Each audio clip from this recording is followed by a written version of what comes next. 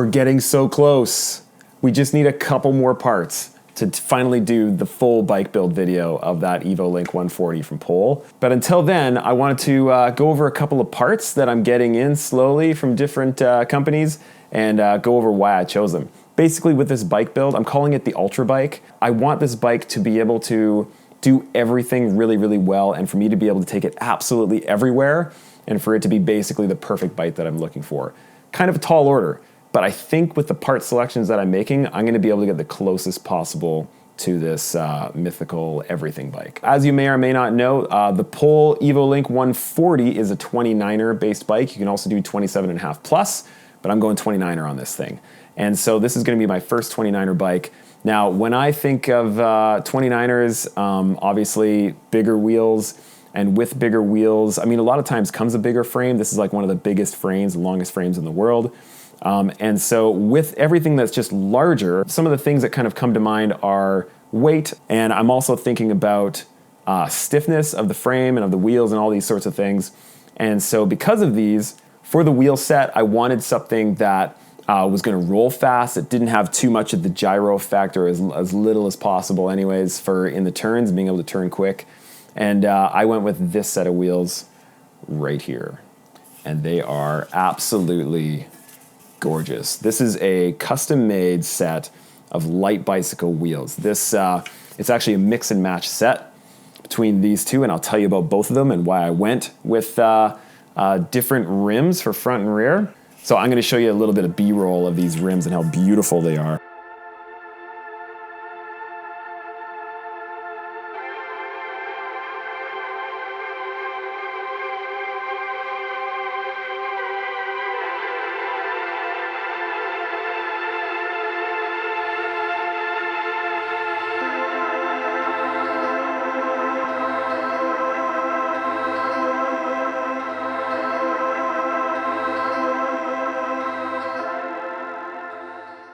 So as I said, it is a light bicycle rim, as you can see from this custom chrome logo right there, which looks super, super rad. The front rim is an AM 933. And so what that means is it is a really burly rim. It's asymmetrical profile, which I'll talk about in a sec.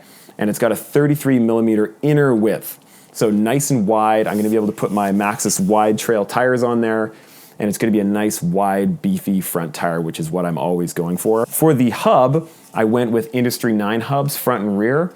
And Industry 9 hubs can be a little bit polarizing. And even with myself, when I was riding the Switchblade in Arizona, the Industry 9 hubs, I was like, oh man, these are stinking loud. But there are a lot of pros to these hubs as well. And I'm also going to kind of overcome the sound side of things in a later video, and I'll show you what I'm going to do there to bring the noise level down. I went with like a silver hub, and then Light Bicycle was kind enough to make me these custom chrome understated or sort of understated stickers for it. Typically Light Bicycle stickers are pretty long, and there's like 3 of them, and they cover a lot of the wheel. And I wanted something a little bit more simple, a little bit more classic, also a little bit on the blingy side, but not like crazy colors everywhere. So I think this just looks absolutely perfect. I hope the camera's catching that because it just looks so good. And also, so they hand build these wheels. They built this wheel. These are actually dudes in Abbotsford who are kind of the North American base for Light Bicycle.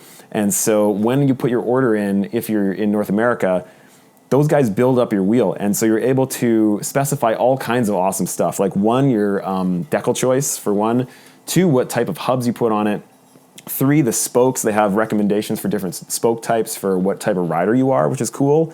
And also I specified that I wanted 1 silver spoke nipple, 1 on each side of the valve stem, and they did it for me, including that chrome graphic. So it just looks so freaking amazing. I love it. So that's the front wheel. AM 933. And for the rear wheel, there's the rear wheel right there. It's got the Torch hub on there, and if you've ever heard it, I'll play it for you right now. It's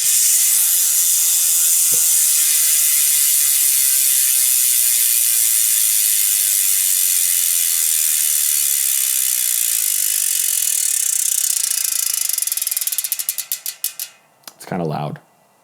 But that also means it has tons of engagement points, which is actually really important for a 29er wheel, especially when you're on like really janky climbs and stuff, when you're sort of ratcheting your pedals, having lots of engagement points, or as many as you can get, actually really helps with getting up that stuff with a bigger wheel. So that is welcomed. But the first thing I'm doing before ever riding this wheel set is actually taking out half the pawls inside of the hub. And so it's gonna go down from 6 pawls down to 3 pawls. But the thing is that even when I take out half the pawls within that hub, it's still gonna have more engagement points than most other hubs out there, including like Hope hubs and things like that are kind of known for lots of engagement points. It's still gonna have 60 points of engagement, and yet half the noise. So it should be about half the noise. And I'm gonna put a little bit heavier oil in there on the pawls, so it should quieten it down, still get tons of performance, and it's a really lightweight hub. And again, just so you guys know, I'm not like sponsored by Industry 9 or anything like that, so I chose these hubs on my own, and they're also really lightweight. Again, weight is a big consideration. With that bike behind me there, some people are building those things up to like 37 pounds, and this is like a 140 mil trail bike basically. And so I don't want no 37 pounds. I want to keep it to under 32 for sure. So every little bit counts. I've never been a gram counter in my whole life, but in this project I am, because I want it to be under 32 pounds so I can pedal it all day, but I also want things to be super reliable. So choosing these beefier carbon rims mixed with Industry 9 hubs, I know I'm set for durability side of things and for lightness. The rear rim is an AM 928. And so I like a 2.5 width tire on the front and a 2.3 width tire on the rear. That's just how I like my setup. And so I was actually able to tailor a wider profile rim for my wider profile tire in the front and a narrow profile rim to fit my narrow 2.3 tires, narrow-ish 2.3 tires in the rear perfectly. So I have the perfect shape on both tires because I'm able to choose the actual profile of my rims separately front and rear, which is really, really cool. And so this is the AM version. They also have a thicker layup. It's called the EN 928 or the EN 933. And I was actually gonna go for the EN, but the guys at Light Bicycle said, you know what, unless you're over 200 pounds and smashing rock gardens all day long, like day after day, don't worry about it, get the AM. You'll save some weight and it'll be plenty strong enough for what you're doing. So I went with the AM. They were really good about talking back and forth and making sure I had the right wheel for me. So I am pumped. And I actually wanted to mention something about Light Bicycle. It's a Chinese carbon wheel manufacturer. And I feel like when you mention those words, I think people think like, this like shady, like, oh, you can't go into the factory kind of a thing. It's all very hush-hush what goes on in there sort of situation. But Light Bicycle is basically totally the opposite. If you go to the actual Light Bicycle website, like their global website, you can see a picture of everybody that works there. You can see a video showing the dudes like laying up the carbon and lacing wheels over there. And they're like 100% transparent about everything, which is pretty cool. And I just really think it's neat that they take the perspective of like, we're a wheel company, we build carbon wheels, and we happen to be based in China. And they're also really proud of being Chinese and running their company out of there. And so they're just pumped to be building awesome wheel sets. So I checked out lots of their stuff online, and it seems like a really different company than you would expect. Now, another part or set of parts that I am incredibly excited about are these right here. Look at that. Oh man. Do you guys, I'm sure you guys probably already know just by looking at the rotor what brakes I'm choosing for this bike build. But every single thing that this company makes is just beautifully machined, made in Barnoldswick over in the UK. That's right, I got Hope brakes, and they're the Hope Tech 3E4 brakes to be precise. And this is my 203 millimeter front rotor. I got the floating rotors, and I'll talk about that more in a sec. And look at these brakes. Look at how awesome they look. Like, everything is just machined so freaking beautifully. It's all just so like industrial looking. I just love the looks of these brakes. And you'll notice I got them in silver. I got these to match my Industry 9 silver hubs and chrome decals.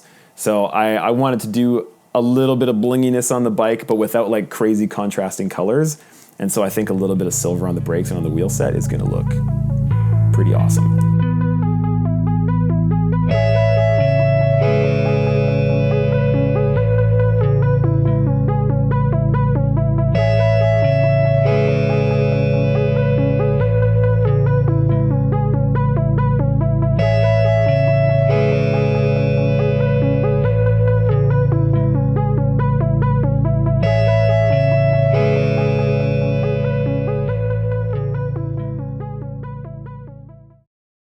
everything is just so insanely solid on them. Like the click stops for the dials on this, for the reach, and for the bite point, it's just so solid. Like everything is amazingly well built.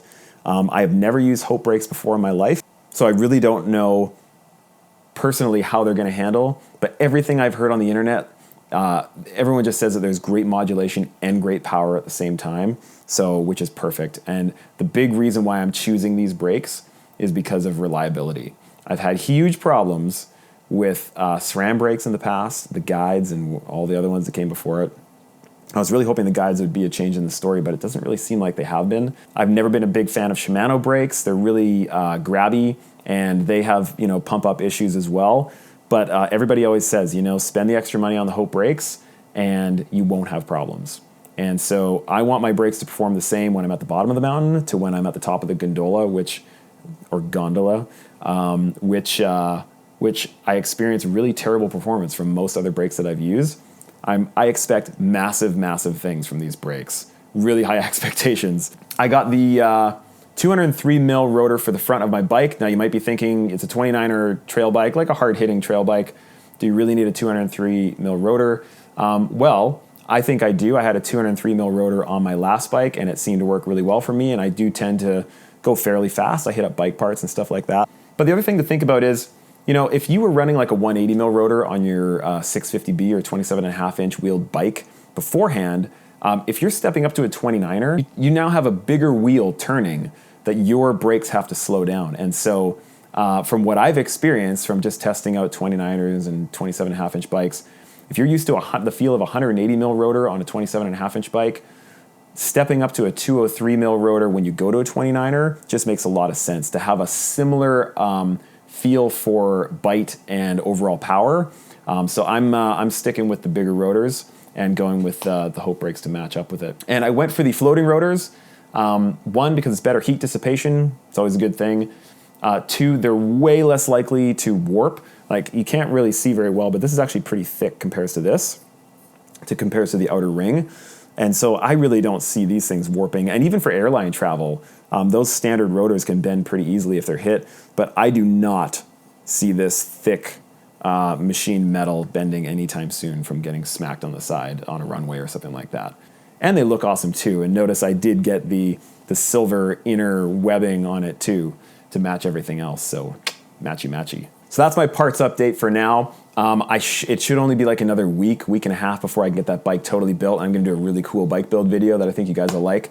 But yeah, for now, let me know what you think about the wheels in the comments or the brakes in the comments. If you guys like hearing these parts updates, let me know by hitting the like button. And if you want to see my last bike check of my Giant Rain, you can click over here. And if you want to see my most recent video, click right over yonder. And if you want to subscribe, click right over in this general kind of area. See you guys.